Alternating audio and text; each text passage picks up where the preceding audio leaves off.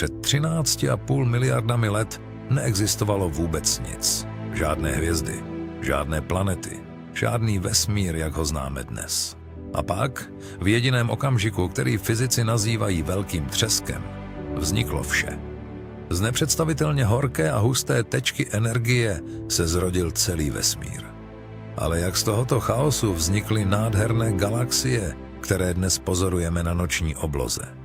Jak se z beztvaré mlhoviny staly spirální ostrovy hvězd, které nás každou noc fascinují a přitahují náš pohled k obzoru? Zůstaňte s námi. Odpověď je ještě úžasnější, než si dokážete představit. A tato cesta vás přenese na hranice lidského poznání. Dobrý den, jmenuji se Hans a jste na kanálu Ozvěny kosmu. Kanálu, kde se odhalují tajemství vesmíru. Dnes se společně podíváme na jeden z nejzásadnějších příběhů v celé historii vědy. Na vznik galaxií. Jak vznikly, proč vypadají tak různě, co je drží pohromadě a co nám o nich říkají nejmodernější teleskopy, které kdy lidstvo vybudovalo. Pokud vás taková témata nadchují, přihlaste se k odběru kanálu, stiskněte zvonek a napište nám do komentářů. Věděli jste, jak galaxie vznikají, nebo se to dozvídáte poprvé právě teď? Opravdu se na každou odpověď těším, protože právě vaše zvědavost dělá tento kanál výjimečným. Takže pojďme na to. A připravte se. Tato cesta začíná tam, kde nebyl ani čas, ani prostor. Abychom pochopili, jak galaxie vznikaly, musíme se vrátit na samý začátek. Do doby těsně po velkém třesku. Před přibližně 13 miliardami 800 miliony let bylo celé nám dnes viditelné vesmír stlačeno do bodu menšího než atom. Pak přišel velký třesk a vesmír se začal neuvěřitelně rychle rozpínat. V prvních okamžicích existovaly pouze nejjednodušší prvky. Vodík a helium. Žádné hvězdy, žádné galaxie, žádná složitá hmota. Jen obrovský, horký, temný oblak plynů, který se pomalu ochlazoval a rozpínal do všech směrů, jako obří kosmická výheň chladnoucí v prázdnotě. Ale tento oblak nebyl dokonale rovnoměrný. A právě to je klíč k celému příběhu a možná k nejdůležitější věci, kterou dnes budeme probírat. Ve vesmíru existovaly nepatrné, téměř nepostřehnutelné rozdíly v hustotě. Některé oblasti byly o trochu hustší než jiné.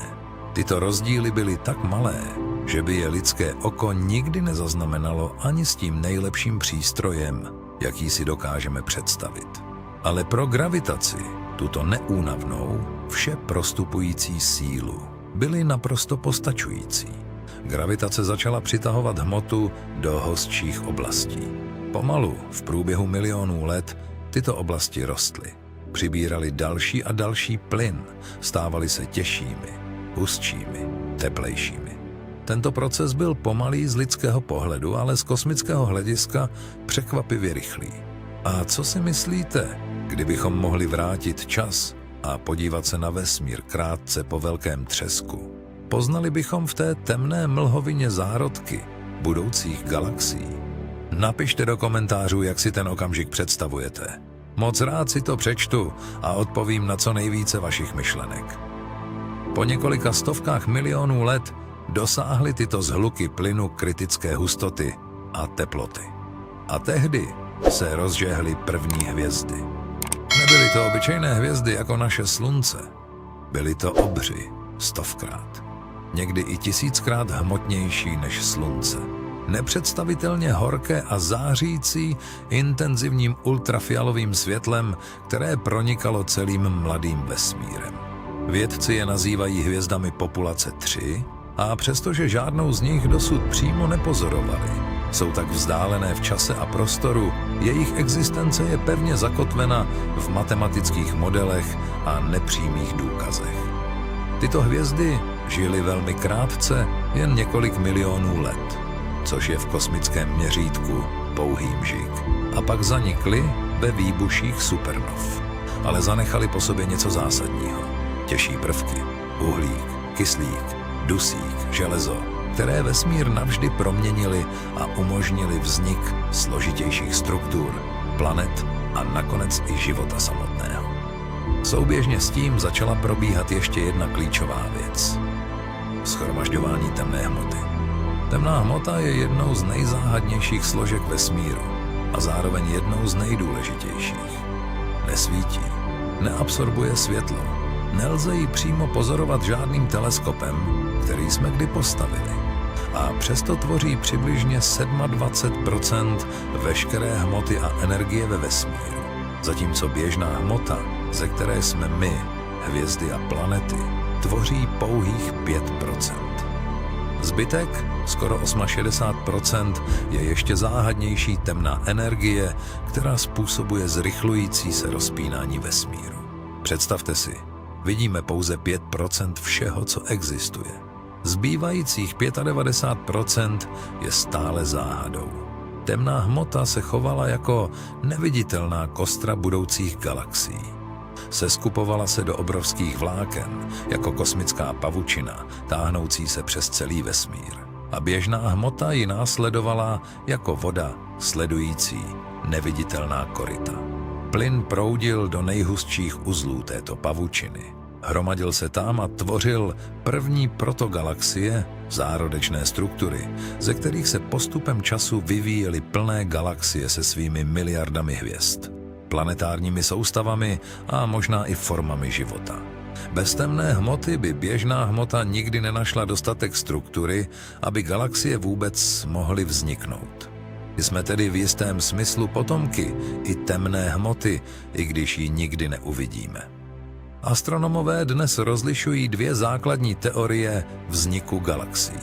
První se nazývá model zdola nahoru, neboli hierarchický model. Druhá je model šora dolů. Obě mají své opodstatnění a své silné stránky, ale většina dnešních vědců preferuje první z nich. Proč? Protože nejlépe odpovídá tomu, co pozorujeme pomocí moderních teleskopů. A protože ho podporují i počítačové simulace vesmírného vývoje, které jsou dnes nesmírně přesné a sofistikované. Podle hierarchického modelu vznikaly nejprve malé struktury, miniaturní protogalaxie nebo trpasličí galaxie. Tyto malé celky se pak postupně slévaly dohromady, jako kapky vody, které se spojují v potůček, pak v řeku a nakonec v moře. Z mnoha malých protogalaxií vznikaly větší a větší galaxie. Mléčná dráha sama v průběhu své existence pohltila desítky menších galaxií a tento proces stále pokračuje i dnes. Právě teď, v tento okamžik, naše galaxie pohlcuje malé trpasličí galaxie ve svém okolí. A v budoucnu, za přibližně 4,5 miliardy let, se Mléčná dráha srazí s Andromedou, naší nejbližší velkou sousední galaxií. A vznikne z toho jediná obří eliptická galaxie, které vědci dali předběžné jméno Mlékoméda. Model šora dolů naopak předpokládal, že nejprve vznikly velké struktury, které se pak rozpadaly na menší části.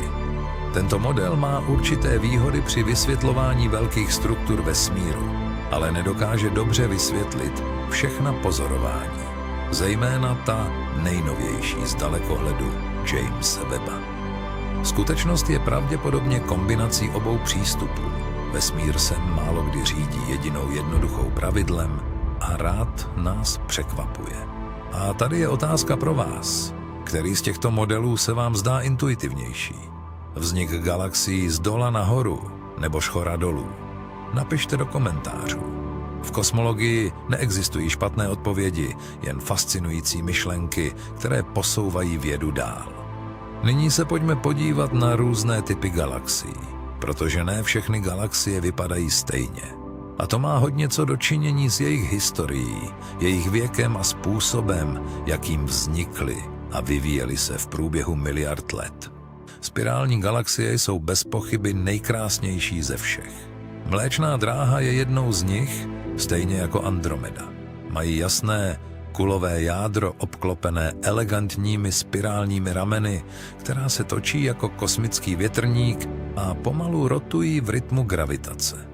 V těchto ramenech aktivně vznikají nové hvězdy, protože tam je plyn nejhustší a podmínky pro vznik hvězd nejpříznivější. Spirální galaxie jsou dynamické, živé, neustále v pohybu a proměně. Odhaduje se, že spirální galaxie tvoří přibližně 70% všech galaxií v pozorovatelném vesmíru, takže jsou zdaleka nejrozšířenějším typem. Eliptické galaxie jsou oválné nebo kulovité, bez výrazné spirální struktury. V nich už téměř nevznikají nové hvězdy, protože zásoby plynu jsou vyčerpány nebo rozptýleny supernovami a aktivními galaktickými jádry. Eliptické galaxie jsou považovány za staré, vyzrálé systémy. Jsou to v jistém smyslu starci mezi galaxiemi, kteří přežili bouřlivé mládí a usadili se do klidné, ale temné existence. Mnoho z nich vzniklo právě srážkami a splynutím spirálních galaxií, které ztratily svou strukturu při kosmické kolizi. A pak jsou tu nepravidelné galaxie, outsideri kosmického světa, které se nevejdou do žádné kategorie. Nemají žádný rozpoznatelný pravidelný tvar. Často jsou výsledkem kosmické srážky nebo násilného gravitačního setkání s větší galaxií, která narušila jejich strukturu. Magellanovy mraky, které nás jako malé doprovodné galaxie Mléčné dráhy doprovázejí na jižní obloze, jsou klasickými příklady nepravidelných galaxií. Jsou to kosmičtí tuláci bez pevného domova. Zvláštní a fascinující kategorií jsou pak aktivní galaxie s aktivními galaktickými jádry. V centru mnoha galaxií i naší Mléčné dráhy sedí supermasivní černá díra. Ta v naší galaxii se jmenuje Sagittarius A hvězdička a má hmotnost přibližně 4 miliony sluncí. Když taková černá díra aktivně pohlcuje hmotu ze svého okolí, vysílá obrovské množství energie, někdy více než všechny hvězdy dané galaxie dohromady. Taková aktivní galaktická jádra nazýváme kvasary nebo Seyfertovy galaxie. Byly mnohem běžnější v raném vesmíru a hrály zásadní roli ve vývoji svých mateřských galaxií, ovlivňující vznik hvězd i rozložení plynu na tisíce světelných let do všech stran. Co si myslíte o černých dírách v srdcích galaxií? Jsou to ničitelé nebo tvůrci galaktického života? Jsou to kosmičtí draví predátoři nebo klíčoví architekti struktury vesmíru? Napište svůj názor do komentářů. Tato otázka opravdu nemá jednoduchou odpověď a vědci sami se na ní stále přou. A nyní se dostáváme k jedné z nejpůsobivějších a nejrevolučnějších kapitol moderní astronomie. K vesmírnému dalekohledu Jamese Webba. Od svého spuštění v roce 2022 tento technologický zázrak naprosto revolucionizoval naše chápání vzniku galaxií a raného vesmíru. Dokáže zachytit světlo, které cestovalo vesmírem skoro 14 miliard let. Světlo z galaxií, které vznikaly v době, kdy byl vesmír starý jen několik set milionů let, tedy v kosmickém dětství. A co Webb odhalil? Něco, co astronomy doslova šokovalo a přinutilo je přepsat učebnice. V raném vesmíru existovaly galaxie, které byly mnohem větší, strukturovanější a vyspělejší, než předpovídaly vědecké modely. To znamená, že galaxie se tvořily rychleji a efektivněji, než jsme si kdy mysleli. Některé galaxie, které Webb zobrazil, jsou tak staré a přitom tak velké, že jejich existence zpochybňuje naše dosavadní modely formování galaxií. Tyto objevy nutí vědu přehodnotit a zdokonalit své modely a hledat nová vysvětlení. A to je to krásné na vědě, je vždy připravena opravit sama sebe ve světle nových důkazů, aniž by se toho bála. Jeden z nejúžasnějších snímků, které Webb pořídil, ukazuje tisíce galaxií v nepatrném výřezu oblohy. Oblasti tak malé, jako by to bylo zrnko písku držené na délku paže. A v každém z těchto světelných bodů skrývá celá galaxie s miliardami hvězd. Možná s miliardami planetárních soustav a možná i s formami života, o kterých se nám ani nesní. Vesmír je nepředstavitelně velký. A přesto ho dokážeme studovat. Pojďme si teď říct i něco o budoucnosti galaxií, protože příběh vzniku galaxií není kompletní, bez pohledu na to, jak bude pokračovat. Co se s galaxiemi stane? Budou existovat věčně, nebo mají i oni svůj konec? Odpověď je jednoznačná. Ne, věčné nejsou. Za přibližně 4,5 miliardy let dojde ke srážce Mléčné dráhy s Andromedou, jak jsme již zmínili. Zní to dramaticky a děsivě, ale nebojte se. Při takových srážkách se hvězdy spolu navzájem téměř nikdy přímo nesrazí, protože vzdálenosti mezi nimi jsou tak obrovské, že prostor mezi hvězdami je prakticky prázdný. Co se odehrává, je pomalý majestátní gravitační tanec trvající miliardy let, při němž se obě galaxie postupně proplétají a deformují. Na konci obě galaxie splynou do jediné obří eliptické galaxie, Mlékomedy.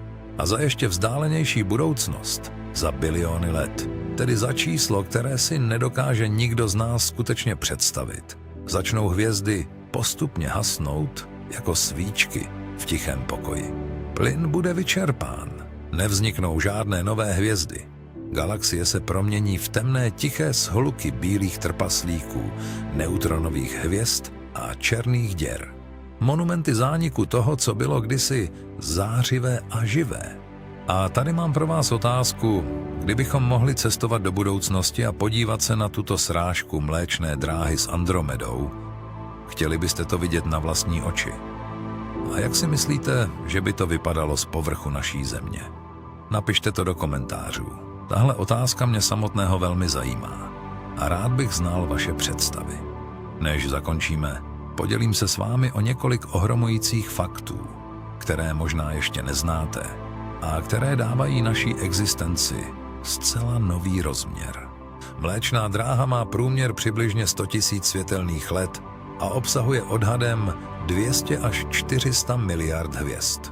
Jedno světelné leto je vzdálenost, kterou světlo urazí za 1 rok přibližně 9 bilionů 400 miliard kilometrů. A Mléčná dráha je přesto pouze jednou z odhadovaných 2 bilionů galaxií v pozorovatelném vesmíru. 2 biliony, to je 2 s 12 nulami. Číslo tak velké, že ho lidský mozek nedokáže skutečně pochopit. Nejbližší velká galaxie Andromeda je vzdálena přibližně 2,5 milionu světelných let.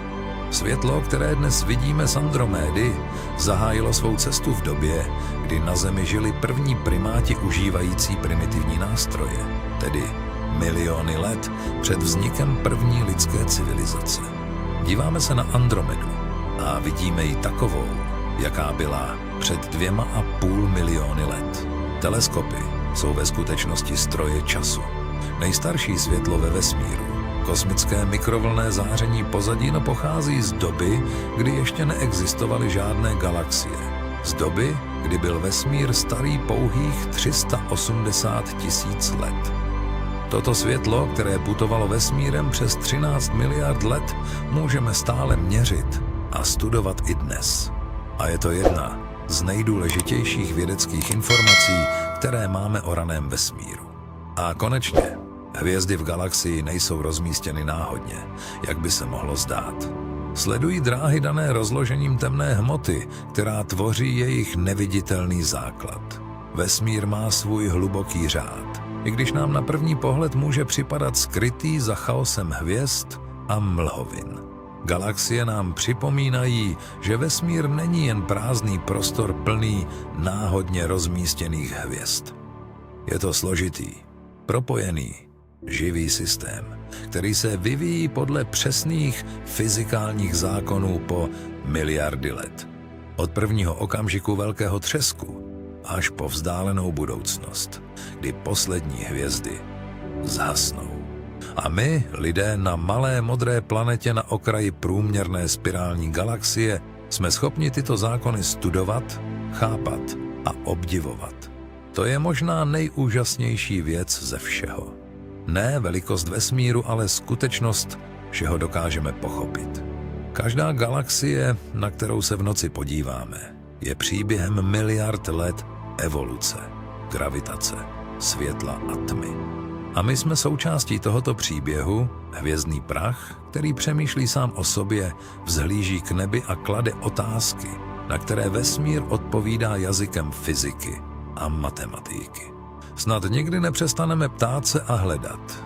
Děkuji, že jste byli dnes s námi. Pokud se vám toto video líbilo, přihlaste se k odběru kanálu Ozvěny kosmu, dejte palec nahoru a sdílejte toto video s někým, koho vesmír fascinuje stejně jako vás. A napište nám do komentářů, jaké téma chcete vidět příště. Váš hlas formuje tento kanál a každý komentář je pro nás opravdu velmi důležitý.